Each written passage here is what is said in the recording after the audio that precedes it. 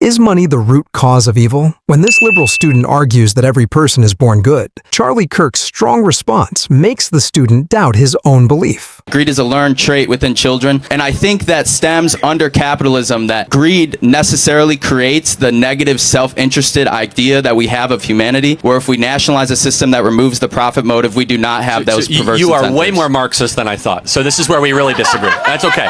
And we're going to have totally different worldviews on this, and you actually articulated it really well. On the left-wing Marxist socialist side, they believe human nature is generally good and that it's capitalism in our system that has infected our decision-making. Fair? Yeah, like a Rousseau-esque Yes. take. Okay, so I have a much more, let's just say, Hobbesian view of human nature. I believe human beings, as it says in the book of Genesis and repeated, is that the heart of man is flawed from beginning, that it's not taught by capitalism, it's not any sort of system. And let me try to prove it to you. I don't know how convincing I'll be. In even the most communist totalitarian government like China or in Russia, where they got rid of all private property, people still did bad stuff. They still stole, they still lied, they still cheated, they still committed adultery. So we can get rid of all the private property, people will still do bad stuff. We as Christians generally believe that people are generally not so good. Marxists will believe that people are generally good. And from there come our two different worldviews. Because therefore, if you think people are naturally good, then you must find something to blame for all the problems, which is capitalism, racism, misogyny, Western civilization. We say, hey, all the problems start with the mirror. We think the man in the mirror is the start of your problem. So therefore, again, this is not a criticism. We would say the problem is you need to do less marching in the streets to try to end climate change and more about getting yourself in shape, waking up earlier, stop doing drugs,